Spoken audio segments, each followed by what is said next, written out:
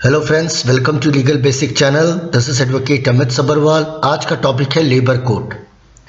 Labour code को मैंने इस तरह से लिया है कि ग्रेजुटी, अगर आप किसी कंपनी में काम करते हो तो आप अपनी प्राइवेट लिमिटेड कंपनी से ग्रेजुटी कैसे ले सकते हो, पहला। दूसरा, अगर कंपनी आपको ग्रेजुटी देने से मना कर दे तो आप क्या करोगे। तीसरा, शुरू करने से पहले मैं एक चीज़ और बता दूं, ग्रेजुटी आपका पैसा है, अच्छा खासा पैसा होता है। तो अब आगे बढ़ने से पहले मैं आपको बताता हूं ग्रेजुटी होता क्या है। Now let's start. What is gratuity? Gratuity क्या होता है कि आप किसी भी कंपनी में जब आप काम करते हो तो आपकी जो कंपनी है, प्राइवेट लिमिटेड फर्म, आपकी अगर उस कंपनी के अंदर 5 साल की सर्विस हो गई है तो आप ग्रेजुटी के लिए एप्लीकेबल हो। अगर आपने 5 साल से पहले कंपनी को छोड़ दिया है तो आप ग्रेजुटी के अधिकार नहीं होते हो। मान लीजिए कंपनी ने आपको 5 साल के बाद आपको निकाल दिया, टर्मिनेट कर दिया किसी रीजन की वजह से, तो भी आप ग्रेजुटी के लिए अधिकार हो, ग्रेजुटी आपको मिलेगी। या आपने रेजिग्नेशन दे दिया 5 साल के बाद तो भी आप ग्रेजुटी के अधिकार हो। मान लीजिए किसी कंपनी के अंदर कोई एम्प्लॉय काम कर रहा है और उसकी डेथ हो जाती है किसी एक्सीडेंट को लेके या किसी डिजीज को लेके, तो कम से कम नहीं तो उस कंपनी के अंदर उसका टेन्योर 5 साल होना चाहिए फॉर ग्रेजुटी। ये क्लियर है? ग्रेजुटी जिस कंपनी पे आप काम करते हो वो कंपनी वाले अपने एम्प्लॉय को ग्रेजुटी अमाउंट देते हैं, लेकिन वो तब देते हैं जब वो 5 साल कंप्लीट हो जाता है, और ये अच्छा खासा अमाउंट होता है। लेकिन अगर 5 साल नहीं कंप्लीटेड है तो आप ग्रेजुटी के अधिकार नहीं हो। दूसरा, इसमें बहुत इंपॉर्टेंट है कि अगर मान लीजिए कोई ऐसा एम्प्लॉय है जो 5 साल हो गए हैं, उसकी डेथ हो जाती है एक्सीडेंट से या किसी डिजीज की वजह से, और अगर उसने किसी को नॉमिनी बना रखा है कंपनी के अंदर और वो नॉमिनी अगर माइनर है, तो जो ग्रेजुटी अमाउंट है वो माइनर के बैंक अकाउंट पे जमा होगा। वो तब उसको यूज कर पाएगा जब वो मेजर हो जाएगा, उससे पहले नहीं होगा। सच्चाई यही है। तो कहते हैं ना, जब आप कंपनी में काम करते हो तो आपका एक फॉर्म भरा जाता है, उस पर आपके पूरे पेरेंट्स का नाम लिखा जाता है, कौन कौन डिपेंडेंट है, अगर आप शादीशुदा हो तो अपनी वाइफ का नाम, आप नॉमिनी किसको बनाना चाहते हो, ये सारी डिटेल्स इसलिए भरी जाती हैं। लेकिन आगे का जो दोस्त मैं अभी स्लाइड बता रहा हूं ना, कि बहुत सारे जो एम्प्लॉय हैं आजकल एक चीटिंग का एक बहुत ज्यादा एक जरिया चला हुआ है कि कैसे ना कैसे करके हम एम्प्लॉय को ग्रेजुटी ना दें, क्योंकि पोस्ट कोविड के बाद बहुत सारी कंपनियों को नुकसान हुआ है और वो अपना कॉस्ट बचाने के लिए वो एम्प्लॉय को ग्रेजुटी नहीं देते। तो उन्होंने कोई नई ट्रिक चली है, वो मैं इसलिए कह रहा हूं क्योंकि मैंने ऐसे केसेस बहुत हैंडल कर रहे हैं और कर रहा हूं, तब ये मैंने आपको स्लाइड बताया है ताकि आप बी अवेयर रहो, सेफ रहो। तो मैं आपका टाइम वेस्ट नहीं करूंगा, नेक्स्ट स्लाइड ध्यान से सुनिएगा। देखिए, पहला टॉपिक है how max employee is treated by his max own employer. अब जो एम्प्लॉय है वो अपनी कंपनी से कैसे वो चीट होते हैं वो ध्यान से सुनिएगा। मान लीजिए एक कंपनी का फर्म है XYZ, ठीक है, बड़ी कंपनी है और वहां पे 1000 एम्प्लॉय काम करते हैं। ये क्लियर है? अब कंपनी ने देखा कि इसमें से मेरे 500 एम्प्लॉय ऐसे हैं जिन्होंने 5 साल की सर्विस कंप्लीट कर ली है या होने वाली है 5 साल 1-2 महीने में। ध्यान से सुनिएगा, एक फर्म है, वहां पे 1000 एम्प्लॉय काम करते हैं और उस फर्म का जो मालिक है या डायरेक्टर है या कोई भी है, ऑनर है, उससे देखा उसमें से मेरे 500 एम्प्लॉय के करीब, यह आंकड़ा ऐसे ही बोल रहा हूं मैं अप्रोक्सीमेटली, वो देख रहा है कि 500 एम्प्लॉय ऐसे हैं जो 5 साल कंप्लीट कर चुके हैं या उनमें से कुछ कंप्लीट होने वाले हैं, 5 साल होने वाले हैं, और उनको मुझे 10 लाख रुपए देना होगा एज एन ग्रेजुटी। 10 लाख तो बहुत बड़ा अमाउंट होता है। तो उन्होंने आपस में डिस्कस किया कि कैसे करके मैं एम्प्लॉय को ग्रेजुटी ना दूं। ध्यान से सुनिएगा। तो तो उनमें से एक महान जो एक्सपर्ट होते हैं, उन्होंने कंपनी को सजेस्ट किया कि सर एक काम करो, कंपनी का नाम चेंज कर दो। तो XYZ से कंपनी का नाम कर दिया उन्होंने ABC। वही सेम कंपनी का नाम चेंज कर दिया ABC। ये क्लियर है? और उन्होंने अपने सारे इंप्लॉय को बोला कि आप पुरानी वाली कंपनी से रिजाइन कर दो और नई वाली कंपनी से अपॉइंटमेंट लेटर ले लो। आप समझ रहे हो मैं क्या बोल रहा हूं? उन्होंने कहा कि पुरानी वाली कंपनी से आप रिजाइन कर दो और नई वाली कंपनी से अपॉइंटमेंट लेटर ले लो। तो एम्प्लॉय तो होता है कि अरे हमारी कंपनी है, कुछ सोच के ही किया होगा। तो आप सब लोगों ने रिजाइन कर दिया और उनको एक नया अपॉइंटमेंट लेटर मिल गया एक नई कंपनी से। अब जो एम्प्लॉय 500 एम्प्लॉय वो कह रहे थे ग्रेजुएटी के लिए एप्लीकेबल है, जो कह रहे कि आप ग्रेजुएटी दो, अब वो कह रहे नहीं, अब तो आपको ग्रेजुएटी नहीं मिलेगी क्योंकि आप तो अब इस कंपनी के एम्प्लॉय बन गए हो गया ना चीटिंग? आप समझ रहे हो गया ना चीटिंग? वही सेम कंपनी ने अपनी किसी कंपनी का नाम चेंज कर दिया और अपने एम्प्लॉय को कहा कि आप रिजाइन कर दो पुरानी वाली कंपनी से और मेरी नई वाली कंपनी से अपॉइंटमेंट लेटर ले लो। आपने कर दिया क्योंकि आपको तो सर्विस करनी है। और जब आपने ग्रेजुएटी के लिए गए कि सर हमको पैसा दो, मेरा तो 5 साल से ऊपर हो गया, मेरा 3 लाख रुपए ग्रेजुएटी बनता है, तो कंपनी ने कहा कि सर आप ग्रेजुएटी के एप्लीकेबल नहीं हो क्योंकि आपने रिजाइन कर दिया है पुरानी वाली कंपनी से। तो कंपनियां क्या चाल चलती है कि कोशिश ये करती है कि 5 साल ना हुए हुए 4 साढ़े 4 साल में ऐसा काम कर देती है। क्लियर है आपको? जनरली ग्रेजुएटी कब मिलता है? जब 5 साल कंप्लीट हो जाएंगे। तो आजकल ये ट्रेंड चला हुआ है फ्रेंड्स। आजकल बहुत सारी कंपनियां ये काम कर रही हैं, अपना पैसा किसी तरह से पैसा बचाने का काम कर रही है और किसी तरह से एम्प्लॉय को ग्रेजुएटी ना देने का काम कर रही है। वो कंपनी का नाम चेंज कर देती है, आपको बोलती है पुराने वाली कंपनी से रिजाइन कर दीजिए, आप कर देते हो, नई कंपनी का अपॉइंटमेंट लेटर मिलता है। जब आप ग्रेजुएटी मांगने जाते हो तो बोलते नहीं, वो तो आपके 5 साल हुए नहीं, अब आप ग्रेजुएटी के लायक ही नहीं हो, तो आप फंस जाते हो। ये क्या हो गया मेरे साथ? तब आपको क्या करना है वो आप ध्यान से सुनिए। Section 7(1)(2)(3)(3)(a) of the payment of the gratuity act 1972 क्या कहता है?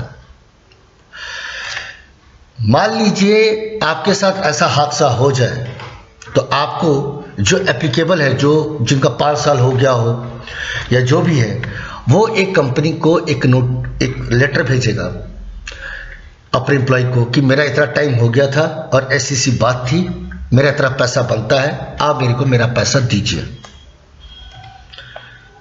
तो 7(2) ये कहता है कि आप एक उनको लीगल नोटिस दें, आप एक नोटिस दें, नोटिस अच्छा सा बना के किसी वकील को हायर करके, लीगल काउंसिल को हायर करके उनको नोटिस भेजें कि आपने ऐसा ऐसा किया है, ऐसा ऐसा होने के बाद जो भी आपके साथ हुआ है, आप ग्रेजुएटी के एप्लीकेबल हो, लायक हो, मेरा इतना पैसा बनता है 1.5 लाख 2 लाख रुपए, आप वो मेरा पैसा लौटा दें। और अगर वो पैसा नहीं लौटाती है तो कंपनी को सिंपल इंटरेस्ट भी देना पड़ेगा साथ में।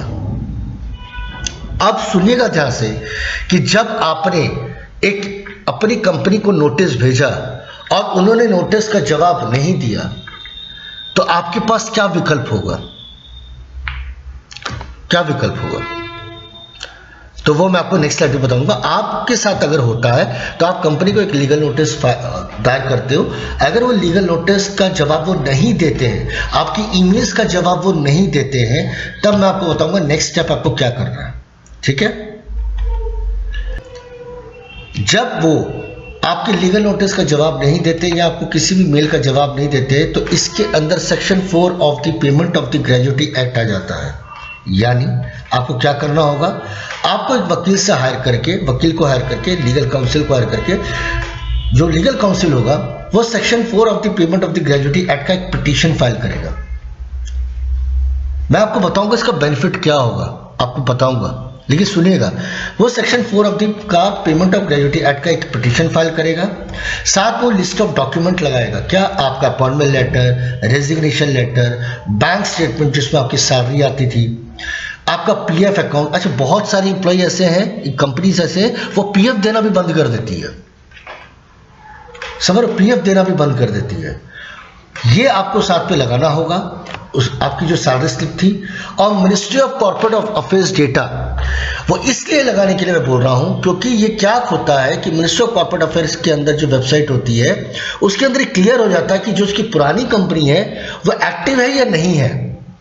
और ज़्यादातर जो चीटिंग या फ्रॉड में होती है मैक्सिमम कंपनी वो अपनी पुरानी कंपनी को भी एक्टिव रखती है और नई कंपनी को भी एक्टिव रखती है।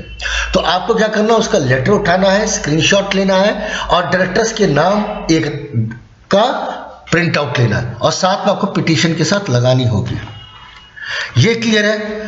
याद रखिएगा इसके अंदर बहुत सारी कंपनीज ऐसे हैं जो अपने एम्प्लॉयज़ का कोई रिलीविंग लेटर भी नहीं देती हैं। तो ऐसे केस पे भी वो लेबर कोर्ट वो अप्रोच कर सकते हैं, लेबर कोर्ट वो अप्रोच कर सकते हैं कि पैसे के लिए, रिलीविंग लेटर के लिए, ये सारी चीज़ के लिए। अब चलते हैं नेक्स्ट स्लाइड पे। मैं आपको बताता हूँ कि लेबर कोर्ट कैसे काम करता है, कैसे काम करता है, ये आपको जानना बहुत ज़रूरी है। जैसे ही आपने सेक्शन 4 की पिटीशन बनाई, जो मैंने पिछले साइड पे बनाया, वो आपकी जब पिटीशन एक्सेप्ट हो जाती है लेबर कोर्ट के अंदर, तो लेबर कोर्ट उस कंपनी को समन भेजती है और वो ये कहती है कि नेक्स्ट डेट ऑफ हियरिंग फला फला है, आप नेक्स्ट डेट ऑफ हियरिंग के अंदर अंदर आप अपना रिप्लाई जमा करें कि ये जो लड़का है, जो आपका एम्प्लॉय है, वो कह रहा है कि मेरे साथ धोखा हुआ है, ग्रेजुएटी आप उसको नहीं दे रहे हो, आपको क्यों लगता है कि इसको ग्रेजुएटी नहीं मिलनी चाहिए। तो वो अपना रिप्लाई लेके आता है। उसके बाद आर्ग्यूमेंट होते हैं। आर्ग्यूमेंट में अगर लगता है असिस्टेंट लेबर कमिश्नर को कि नहीं, एम्प्लॉय सही है, एम्प्लॉय को बिल्कुल ग्रेजुएटी मिलना चाहिए, तब उसको एक ऑर्डर पास होता है और कंपनी वाले एक डीडी बना के देते हैं कंसर्न डिपार्टमेंट के नाम पर।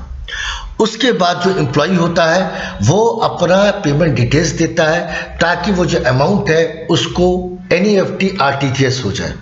बहुत ही सिंपल प्रोसेस है। लेकिन ये बात होने से पहले मैं आपको एक चीज़ बताना चाहता हूँ कि बहुत सारे एम्प्लॉयर माने जो कंपनी में काम करते हैं वो इसका ट्रैप होते हैं। और अब यकीन मानिए फ्रेंड्स, बहुत सारे लोग लेबर कोर्ट नहीं जाते। मैं आपको अपना एग्जांपल बताता हूँ, अपने एक क्लाइंट का एग्जांपल बताता हूँ कि वो एक कंपनी में काम करता था। मैं नाम नहीं दे सकता कंपनी का। वो नोएडा में सेक्टर 62 के अंदर एक कंपनी में काम करता था। उस कंपनी के साथ, उसी कंपनी के 12-15 लोगों के मैंने केस लड़े हैं और सबको मैंने पैसा दिलाया है। हाँ, ये बात सच है कि 1.5 साल लगा है, ये सच है। लेकिन उनके साथ भी यही हुआ। फिर बाद में पता चला कि आजकल क्या कर रही है कि कंपनी जैसे देखती है कि इतने सारे में एम्प्लॉय हो गए जो 5 साल कवर होने वाले हैं, वो कंपनी अपना नाम चेंज कर देती है और उनसे रेजिग्नेशन लेटर लेके अपॉइंटमेंट लेटर बना देती है और वो सारे एम्प्लॉय फंस जाते हैं और उनको ग्रेजुएटी नहीं मिल पाती है। ग्रेजुएटी आपका पैसा है फ्रेंड्स, सर मैम, ग्रेजुएटी आपका पैसा है। 1 लाख, 1.5 लाख, 2 लाख रुपए कोई छोटी रकम नहीं होती है आज की डेट में। अब बहुत सारे लोग नहीं फाइल करते हैं केस इस डर से, अरे कौन जाएगा, क्या करना है, छोड़ो जो गया सो गया।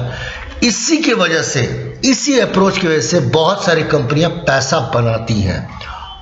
वो आपका पैसा है और किसी का पैसा नहीं है। अगर आप प्रोप्रिएट, अगर लीगल का यूज करोगे फ्रेंड्स, यकीन मानो आपको पैसा मिलता है। अब जिन लोगों की मैं बात कर रहा हूं उनको पैसा मिला है ना। मान लीजिए 1.5 लाख रुपए किसी को मिला, मान लीजिए 15-20 हज़ार रुपए या 25 हज़ार रुपए खर्च हो गया उसका। अगर वो 20-25 हज़ार रुपए नहीं खर्च करता तो क्या उसको 1.5 लाख रुपए मिलते हैं? वो तो पूरा ही नुकसान था उसको।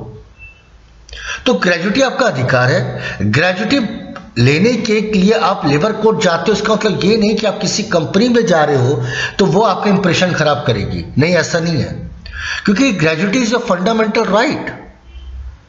अगर आप ये पैसा नहीं लेते हो तो फायदा किसको होता है? कंपनियों को होता है। कंपनी अपना कॉस्ट आप ही के पैसे को उठा लेती है और वो अमीर बनती रहती है और आप लोग नुकसान में चले जाते हो।